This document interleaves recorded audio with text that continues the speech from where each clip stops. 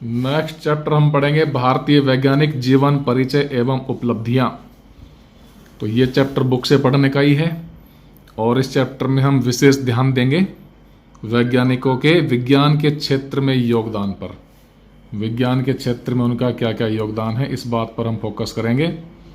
जैसे सीवी रमन का विज्ञान के क्षेत्र में क्या योगदान है और डॉक्टर होमी जहांगीर भाभा का विज्ञान के क्षेत्र में योगदान बताइए। तो इस प्रकार के क्वेश्चन इस चैप्टर से पूछे जाते हैं। बाकी इन वैज्ञानिकों की जो जीवनी है, जन्म मृत्यु माता पिता का नाम, वो विशेष महत्वपूर्ण नहीं है।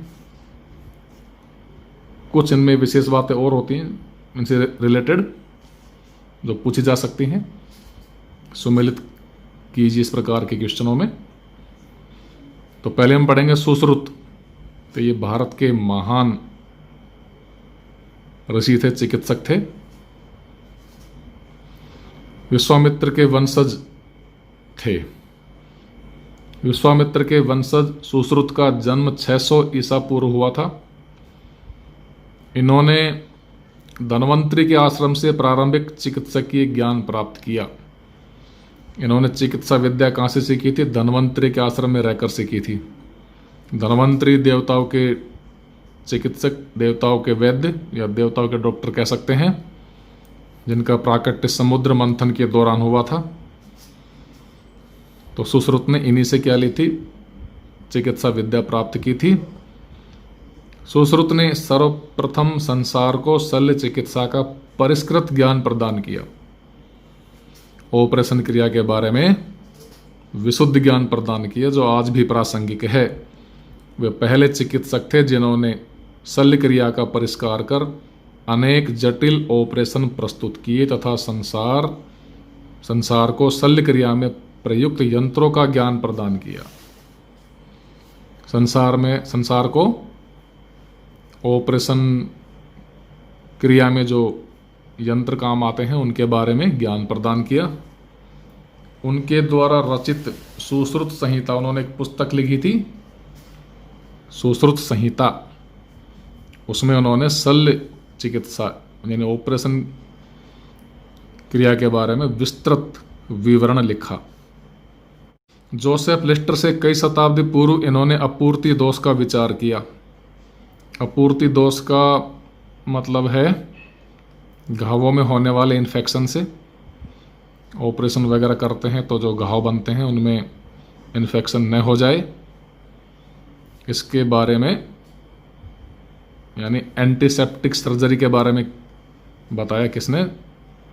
सुश्रुत ने बताया था, जोसेफ लिस्टर से कई शताब्दी पूर्व।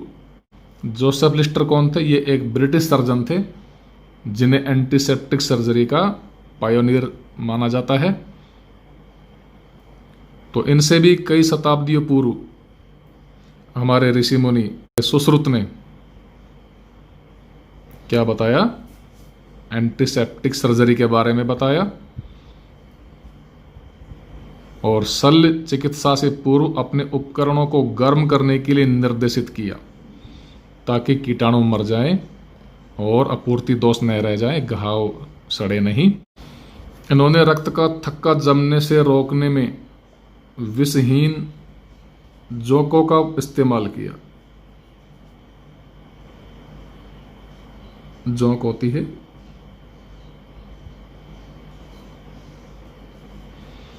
सुश्रुत द्वारा 26 शताब्दी पहले नाक, कान व होठ आदि की प्लास्टिक सर्जरी के उदाहरण ग्रंथों में मिलते हैं।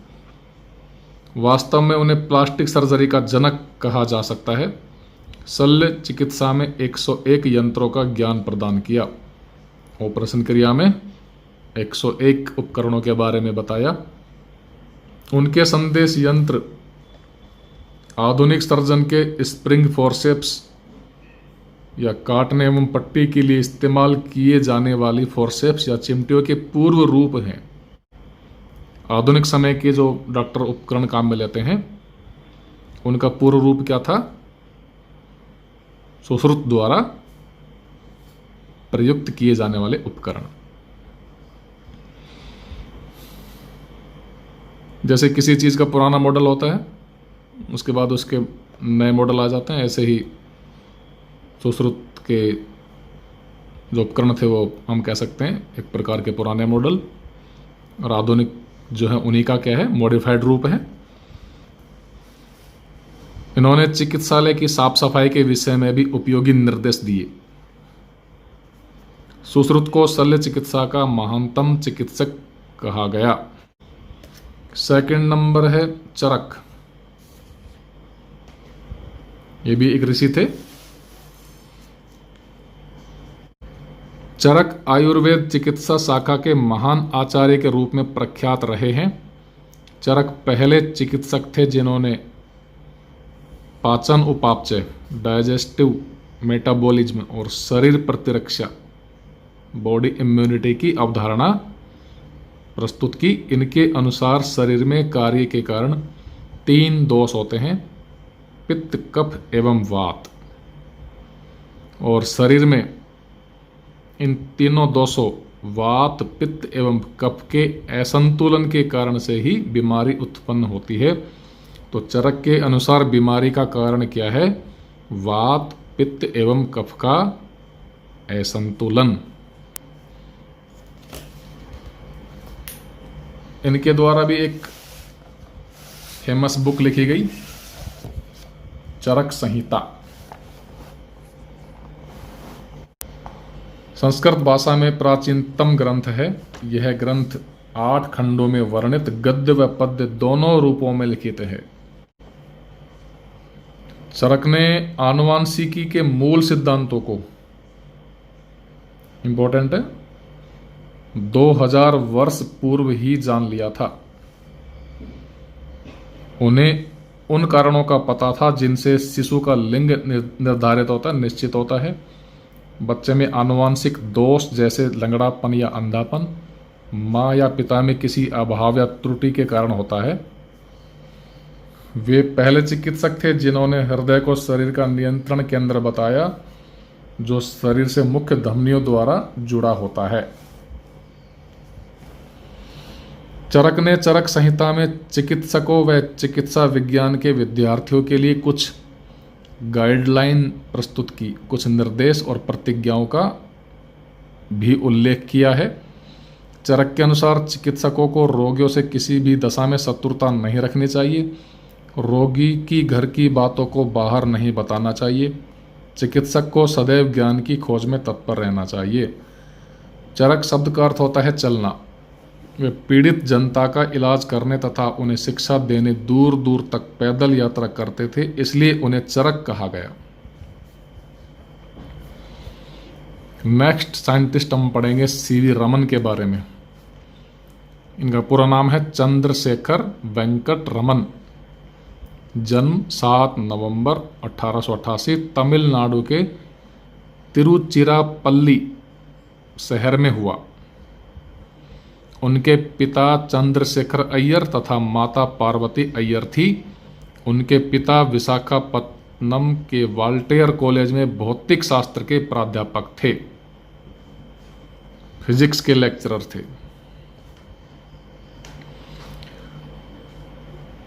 रमन ने वॉल्टेयर कॉलेज से इंटर परीक्षा प्रथम श्रेणी में उत्तीर्ण की। 1907 में 19 वर्ष की आयु में भौतिक विज्ञान में एमएससी परीक्षा उत्तीर्ण की।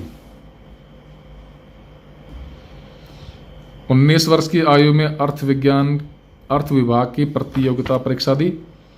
भौतिक विज्ञान के छात्र होते हुए भी प्रतियोगिता परीक्षा, जिसमें साहित्य, इतिहास, संस्कृत व राजनीति शास्त्र जैसे विषय थे, में चयनित हुए।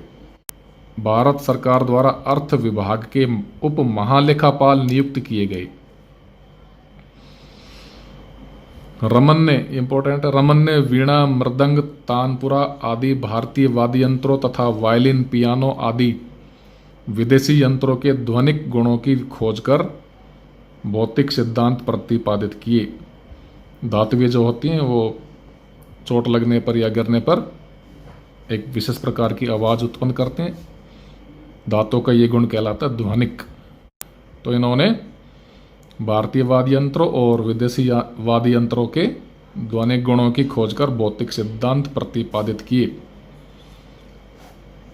उसके बाद भी इम्पोर्टेंट बात है, राजकीय सेवा में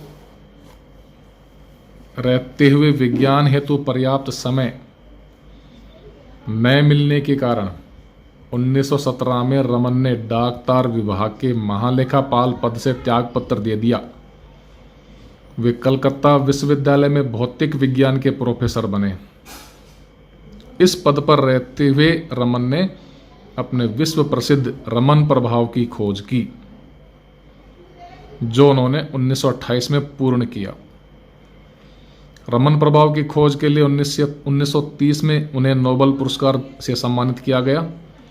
रमन प्रभाव को रमन प्रकीर्णन भी कहा जाता है।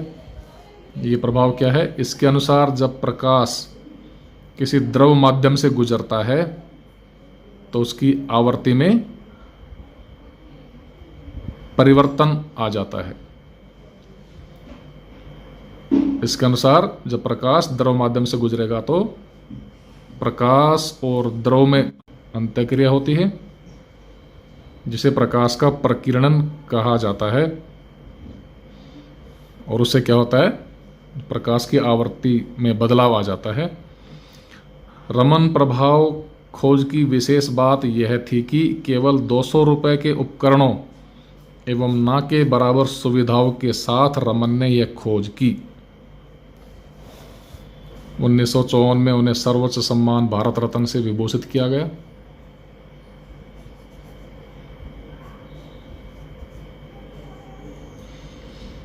और उनके इन वैज्ञानिक शांतिपूर्ण कार्यों द्वारा राष्ट्रों के मध्य मैत्री विकसित करने हेतु लेनिन शांति पुरस्कार से भी सम्मानित किया गया। रमन ने समुद्र व आकाश का रंग नीला होने का कारण बताया तथा ठोस, द्रव व गैस का अध्ययन किया। इसके अतिरिक्त इन्होंने चुंबकीय शक्ति, एक्स किरण, पदार्थ की संरचना, वर्ण व ध्वनि पर वैज्ञानिक अनुसंधान किए। 20 नवंबर 1970 में इनकी मृत्यु हो गई। उनके सम्मान व रमन प्रभाव की खोज के उपलक्ष्य में हर वर्ष 28 फरवरी को विज्ञान दिवस मनाया जाता है। तो इम्पोर्टेंट है ये, विज्ञान दिवस कब मनाया जाता है, किसके सम्मान में मनाया जाता है, रमन प्रभाव क्या था, रमन प्रकीर्णन क्या है। उसके बाद नेक्स्ट वैज्ञानिक हैं डॉक्टर होमी जहांगीर भाभा। भाभा केवल महान वैज्ञानिक ही नहीं वरन अत्यंत कुशल प्रशासक व कला प्रेमी भी थे। उच्च कोटि के चित्रकार थे। भाभा उच्च कोटि के चित्रकार थे तथा उनके चित्र ब्रिटिश कला दीर्घाओं में सुरक्षित है। इनका जन्म 30 अक्टूबर 1909 को मुंबई में एक संपन्न पारसी परिवार में हुआ था। Cathedral John Connon high school एवं एलिफेंस्टन कॉलेज में शिक्षा पाने के बाद उच्च अध्ययन हेतु कैम्ब्रिज विश्वविद्यालय चले गए। 1930 में कैम्ब्रिज विश्वविद्यालय से स्नातक होने के बाद सैद्धांतिक भौतिकी का विशेष अध्ययन प्रारंभ किया। उन्होंने कॉस्मिक किरणों व परमाणु ऊर्जा के क्षेत्र में विशेष अनुसंधान किया। विशेष रिसर्च किसमें की? कॉस्मिक किरणें, अंतरिक्ष किरणें जो होती हैं, और परमाणु ऊर्जा के क्षेत्र में। 1942 में उन्हें अंतरिक्ष किरणों का प्राध्यापक बनाया गया। भाभा देश के अग्रणी टाटा परिवार से संबंधित थे। 1937 में डब्ल्यू हिल्टर के साथ मिलकर कॉस्मिक किरणों का अध्ययन किया और बताया कि कॉस्मिक किरण वे सूक्ष्म कण हैं जो बाह्य अंतरिक्ष से वायुमंडल में आते हैं तथा वायु कणों से क्रिया कर इलेक्ट्रॉन के समान कणों का फव्वारा उत्पन्न करते हैं। भाभा ने इन नाभिकीय कणों को खोजा जो बाद में मेसोन कण के रूप में जाने गए। तो भाभा ने जो नाभिकीय कण खोजे थे उनको बाद में मेसोन कण कहा गया। सन 1945 में Tata institute of fundamental research की स्थापना हुई। देश के स्वतंत्र होने के उपरांत 1948 में परमाणु शक्ति आयोग की स्थापना हुई तथा भाभा इसके अध्यक्ष बने। परमाणु शक्ति आयोग की स्थापना कब हुई थी? 1948 में। इन्हीं के निर्देशन में अप्सरा, साइरस व जर्लिना रिएक्टर की स्थापना की गई। जो परमाणु भट्टियां हैं कौन कौन सी? अप्सरा, साइरस, जर्लिना। 1963 में देश के पहले परमाणु बिजली घर का निर्माण तारापुर, महाराष्ट्र में शुरू हुआ था। भारत के परमाणु विज्ञान में योगदान हेतु उन्हें भारतीय परमाणु विज्ञान का पिता कहा जाता है। सितंबर 1956 में आणविक एजेंसी की स्थापना के लिए न्यूयॉर्क में 81 राष्ट्रों का सम्मेलन हुआ तो सर्वसम्मति से सम्मेलन का अध्यक्ष डॉक्टर भाभा को बनाया गया। 24 जनवरी 1966 को हवाई दुर्घटना में उनकी मृत्यु हो गई। 1967 में परमाणु शक्ति संस्थान ट्राम्बे का नाम बदलकर भाभा के समर्पित कार्य के सम्मान व श्रद्धांजलि के रूप में भाभा परमाणु अनुसंधान केंद्र BARC बार्क रख दिया गया। उसके बाद नेक्स्ट वैज्ञानिक हम पढ़ेंगे प्रफुल्ल चंद्र राय। इनका जन्म बंगाल के फुलन खुलना जिले के ररूली कतिपरा नामक गांव में 2 अगस्त 1861 में हुआ था। इनके पिता हरिश्चंद्र राय मध्यवर्ती के संपन्न गृहस्थ तथा फारसी के विद्वान थे। एक संपन्न गृहस्थ थे, वेल्दी फैमिली थी। इन्होंने अपनी स्कूली शिक्षा क्रम से गांव के मॉडल स्कूल कलकत्ता के सुप्रसिद्ध हेयर स्कूल तथा एल्बर्ट स्कूल से प्राप्त की। सन 1879 में एंट्रेंस परीक्षा पास करके उन्होंने कॉलेज की पढ़ाई मेट्रोपॉलिटन इंस्टीट्यूट में आरंभ की, पर विज्ञान विषयों के अध्ययन के लिए प्रेसिडेंसी कॉलेज जाना पड़ता था। सन 1882 में गिलक्राइस्ट छात्रवृत्ति प्रतियोगिता की परीक्षा में सफल होने के कारण एडिनबरा यूनिवर्सिटी में दाखिल हुए। इनके सहयोगियों में रसायन के सुप्रसिद्ध विद्वान professor James walker, FRS Alexander Smith तथा हफ मार्शल आदि थे, जिनके संपर्क से रसायन शास्त्र की ओर इनका झुकाव हुआ। ये इस विश्वविद्यालय के उपसभापति चुने गए। भारत वापस आने के पश्चात प्रेसिडेंसी कॉलेज में असिस्टेंट प्रोफेसर के सामान्य पद पर नियुक्त हुए, जबकि इनसे कम योग्यता के अंग्रेज ऊंचे पदों और कहीं अधिक वेतनों पर उसी कॉलेज में नियुक्त हुए थे।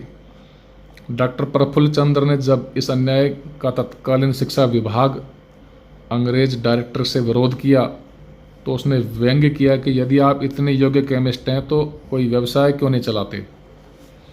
अंग्रेज अधिकारी के व्यंग्यात्मक शब्दों का ही प्रभाव था कि राय ने 1892 में 800 रुपये के अल्प पूंजी से विलायती ढंग की औषधियाँ तैयार करने के लिए Bengal chemical and pharmaceutical works का कार्य आरंभ किया, जो कि प्रगति कर करोड़ों रुपयों का कारखाना हो गया है और जिससे देश में इस प्रकार के अन्य उद्योगों का सूत्रपात हुआ। डॉक्टर राय की मृत्यु 19 जून 1944 को 83 वर्ष की आयु में हुई। नेक्स्ट साइंटिस्ट है डॉक्टर P माहेश्वरी, पंचानन माहेश्वरी।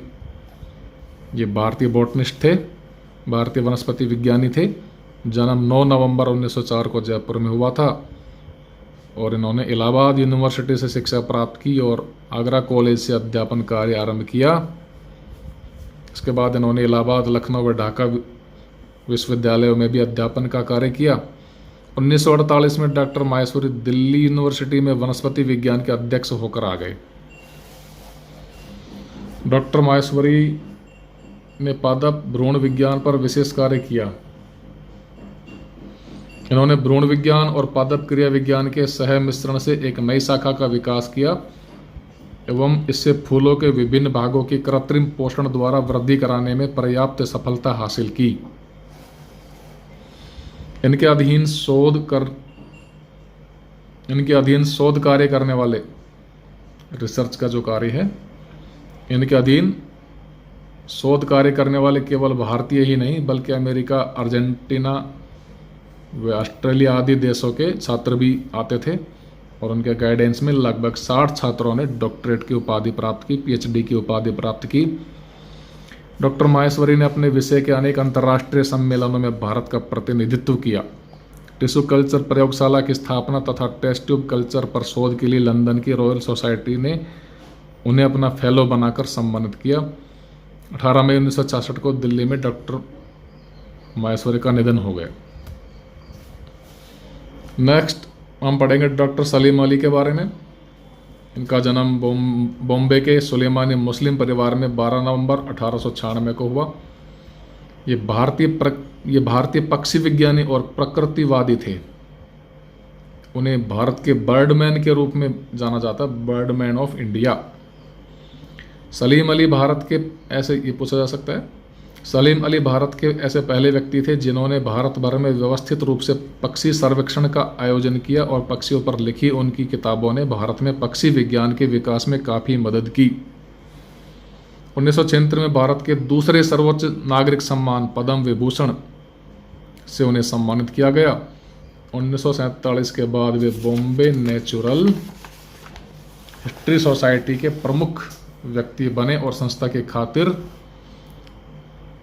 सरकारी सहायता के लिए उन्होंने अपने प्रभाविता का उपयोग किया और भरतपुर पक्षी अभयारण्य, कौन सा है, केवला देव नेशनल पार्क के निर्माण और एक बांध परियोजना को रुकवाने पर उन्होंने काफी जोर दिया, जो कि साइलेंट वैली नेशनल पार्क के लिए एक खतरा था। तो इन्होंने केवला देव नेशनल पार्क के निर्माण पर विशेष दिया।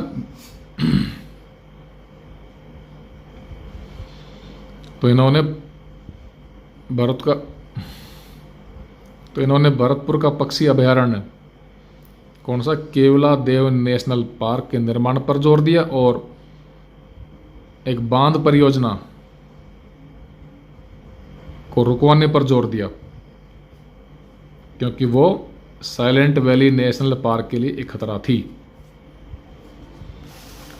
Bombay natural history society BNHS के सचिव WS मिलार्ड की देखरेख में सलीम ने पक्षियों पर गंभीर अध्ययन किया और असामान्य रंग की गोरैया की पहचान की, जिसे युवा सलीम ने खेल खेल में अपनी बंदूक खिलौने से शिकार किया था।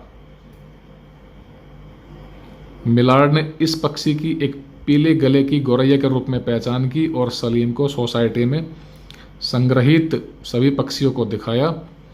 मिलार्ड ने सलीम को पक्षियों के संग्रह करने के लिए कुछ किताबें दी, जिसमें कॉमन बर्ड्स ऑफ मुंबई भी शामिल थी। उनकी एक आत्मकथा the fall of A sparrow में अली ने पतली गर्दन वाली गोरैया की घटना को अपने जीवन का परिवर्तन क्षण माना, क्योंकि उन्हें पक्षी विज्ञान की ओर अग्रसर होने की प्रेरणा वहीं से मिली थी। सलीम अली की प्रारंभिक शिक्षा सेंट जेवियर्स कॉलेज मुंबई से हुई। इनके पास विश्वविद्यालय की औपचारिक डिग्री न होने के कारण प्रिंस ऑफ वेल्स संग्रहालय में 350 रुपये के वेतन पर गाइड के रूप में व्याख्याता नियुक्त होने के बाद पढ़ाई करने का फैसला किया। उन्हें अलीगढ़ मुस्लिम विश्वविद्यालय 1958, दिल्ली विश्वविद्यालय 1973 व आंध्र विश्वविद्यालय 1978 ने मानद डॉक्टरेट की उपाधि प्रदान की।